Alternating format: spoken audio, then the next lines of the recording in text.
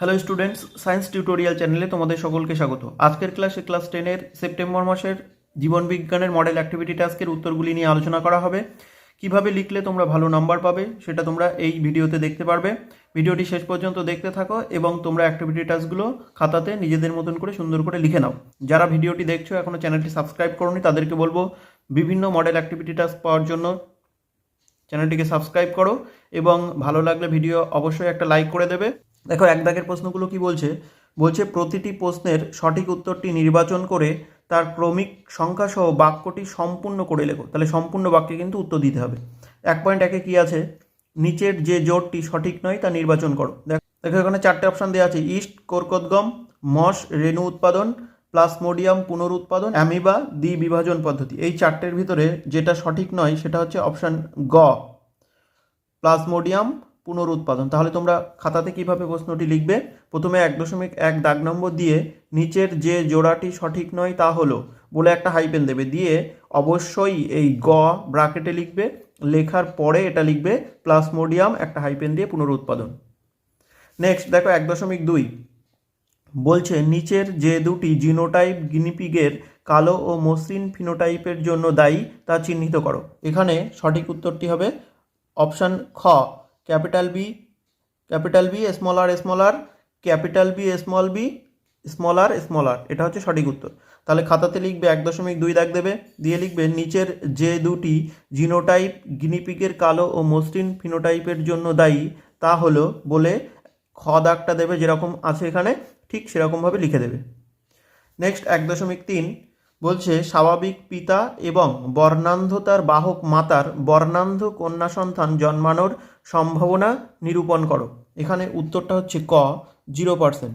তাহলে উত্তরটা লিখবে 1.3 দাগ দেবে যে স্বাভাবিক পিতা এবং বর্ণান্ধতার বাহক মাতার বর্ণান্ধ কন্যা সন্তান জন্মানোর সম্ভাবনা বলে একটা হাইপেন দেবে, দিয়ে ক অপশান দিয়ে 0% লিখে দেবে, সঠিক উত্তর হয়ে যাবে পূর্ণ বাক্যে। তাহলে আমরা আরেকবার উত্তরগুলো দেখে নিই। 1 দাগের উত্তর হচ্ছে গ, 2 দাগের উত্তর হচ্ছে খ এবং 3 দাগের উত্তর হচ্ছে ক। নেক্সট 2 দাগ, দেখো 2 দাগে কি বলেছে, নিচের বাক্যগুলো সত্য অথবা মিথ্যা নিরূপণ করো। তাহলে তোমরা সবার প্রথমে 3টে বাক্য আগে লিখে নেবে, নিয়ে তারপরে যেটা সত্যি সেখানে সত্যি লিখবে, যেখানে মিথ্যা সেটা মিথ্যা লিখবে। দেখো 2.1 কি আছে, অযৌন জননে দুটি জনিত্রী জীবের প্রয়োজন হয়। তোমরা সকলেই জানো যৌন জননের ক্ষেত্রে দুটি জনিত্রী জীবের প্রয়োজন হয়, কিন্তু অযৌন জননের ক্ষেত্রে মাত্র একটি জীবেরই প্রয়োজন হয়। সুতরাং এই যে তথ্যটি দেওয়া আছে এটা মিথ্যা। তাহলে তোমরা সবার প্রথমে এটা লিখবে, লিখে নিচে উত্তর বলে লিখে তার পাশে লিখে দেবে যে বিবৃতিটি মিথ্যা। ঠিক আছে, আমি পাশে লিখে দিলাম, তোমরা পূর্ণ বাক্যে লিখবে। দেখো 2.2 কি আছে, সপুষ্পক উদ্ভিদে নিষেকের পর ডিম্বকটি ফলে পরিণত হয়। ডিম্বক কিন্তু বীজে পরিণত হয়, তাহলে এখানে যেটা আছে এটাও কিন্তু মিথ্যা। নেক্সট 2.3 বলছে কোনো জীবের চারিত্রিক বৈশিষ্ট্যের বহিঃপ্রকাশকে ফিনোটাইপ বলে। একদম ঠিক। তাহলে এই যে বাক্যটা এটা তোমরা প্রথমে লিখে নেবে, নিয়ে তার নিচে লিখে দেবে বিবৃতিটি সত্য। এবার আসি 3 দাগের ক্ষেত্রে। দেখো 3 দাগে কি বলা আছে, বলছে 2টি বা 3টি বাক্যে উত্তর দাও। দুটো প্রশ্ন আছে, প্রশ্নের মান হচ্ছে 2 করে 2টি প্রশ্ন 4। প্রথম প্রশ্ন কি বলেছে দেখো, নিম্নলিখিত বৈশিষ্ট্যের ভিত্তিতে অযৌন ও যৌন জননের পার্থক্য নিরূপণ করো। যৌন জনন আর অযৌন জননের পার্থক্য লিখতে হবে, কিন্তু এই দুটো বৈশিষ্ট্যের উপরেই লিখতে হবে, অন্যটা কিন্তু তোমরা লিখতে পারবে না। তাহলে প্রথম দেখো গ্যামেট উৎপাদন, দ্বিতীয়টা মাইটোসিস বা মিওসিসের উপর নির্ভরশীলতা। এই দুটো পদ্ধতির উপরে যে পার্থক্য আছে সেই পার্থক্য তোমাদেরকে লিখতে হবে। চলো আমরা খাতাতে দেখে নিই কীভাবে এটা উত্তর করবে। দেখো সবার প্রথমে একটা ছক তৈরি করবে, যেভাবে পার্থক্য লেখা হয় 3টে ছক তৈরি হবে। একটাতে থাকবে বিষয়, একটাতে থাকবে অযৌন জনন, একটাতে থাকবে যৌন জনন। দেখো প্রথম বিষয়টি বলা ছিল গ্যামেট উৎপাদন, তাহলে এখানে লিখবে গ্যামেট উৎপাদন। তাহলে অযৌন জননের নিচে লিখবে অযৌন জননে গ্যামেট উৎপাদন হয় না। আর যৌন জননের নিচে কি লিখবে না, যৌন জননে গ্যামেট উৎপাদন হয়। তাহলে এটা পার্থক্য হয়ে গেল গ্যামেট উৎপাদনের উপরে। এবার দ্বিতীয় বিষয় হচ্ছে মাইটোসিস বা মিওসিসের উপর নির্ভরশীলতা। দেখো এইভাবে লিখে নেবে বিষয়টি, মাইটোসিস বা মিওসিসের উপর নির্ভরশীলতা। এবার অযৌন জননের ক্ষেত্রে কেবলমাত্র মাইটোসিস কোষ বিভাজন ঘটে, আর দেখো যৌন জননের ক্ষেত্রে মিওসিস কোষ বিভাজন ঘটে থাকে। তাহলে এটা হচ্ছে যৌন আর অযৌন জননের পার্থক্য। তোমরা এটা স্ক্রিনশট দিয়ে রাখো এবং খাতাতে সুন্দর করে লিখে নেবে। নেক্সট দেখো 2.3 দাগ।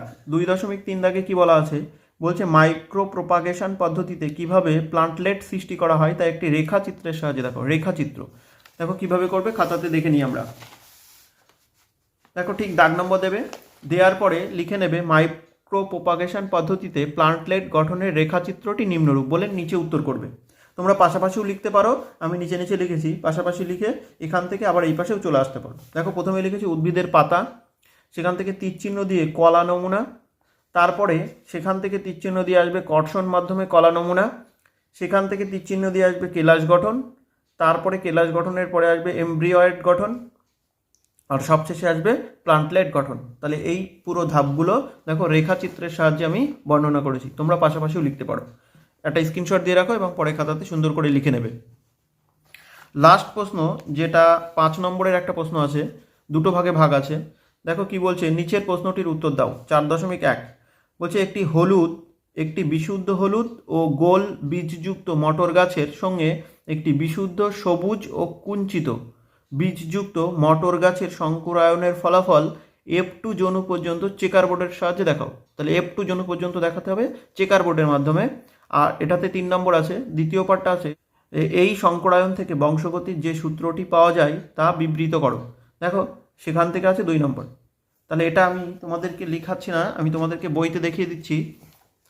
দেখো তোমাদের কাছে যার কাছে যে বই আছে না কেন সেই বইতে এই উত্তরটি পেয়ে যাবে। দেখো এখানে সুন্দর করে প্রত্যেকটি ম্যান্ডেলের এক সংকর জননের এর বিশুদ্ধ হলুদ গোল আর বিশুদ্ধ সবুজ ও কুঞ্চিত বীজের যে সংকরায়ন ঘটানোর ফলে এখানে F1 জনু এবং F2 জনু চেকার বোর্ড কিন্তু দেওয়া আছে। তোমরা এটা স্ক্রিনশট দিয়ে রাখো এবং সুন্দর করে নিচে phenotype, genotype, F2 genotype, F2 phenotype এগুলো কিন্তু অবশ্যই করতে হবে।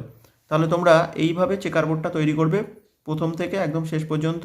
তোমরা দেখে নাও বা স্ক্রিনশট দিয়ে রাখো এবং পরে খাতাতে এইভাবে করে নেবে। তোমাদের এখানে যে ছবিগুলো দেওয়া আছে এইগুলো রং না করলেও চলবে, তোমরা শুধু এই যে লেখাগুলো আছে শুধু লেখাগুলো লিখেই পুরো চেকার বোর্ডটা তৈরি করে দেবে। এবার দেখো দ্বিতীয় পার্টে আসি। দ্বিতীয় পার্টে কি বলা ছিল, এই সংকরায়ন থেকে বংশগতির যে সূত্রটি পাওয়া যায় তা বিবৃত করো। তাহলে এটা দেখি আমরা কিভাবে বিবৃত করবো বা এই সূত্রটি কী হবে, তোমরা খাতাতে দেখে নাও।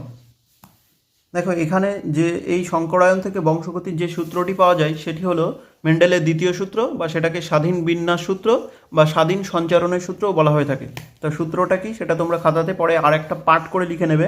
দেখো সূত্রটা কি, 2 বা তার বেশি বিপরীতধর্মী যুগ্ম বৈশিষ্ট্যের উপাদানগুলি জনিত্রী থেকে অপত্য জনুতে সঞ্চারিত হলেও তারা মিশ্রিত হয় না, বরং অপত্যের জননকোষ তৈরির সময় এরা পরস্পর থেকে পৃথক হয় এবং সম্ভাব্য সকল প্রকার সমন্বয়ে স্বাধীনভাবে জননকোষে সঞ্চারিত হয়। এটি মেন্ডেলের দ্বিতীয় সূত্র বা স্বাধীন বিন্যাস সূত্র, বা যেটাকে স্বাধীন সঞ্চরণ সূত্রও বলা হয়ে থাকে।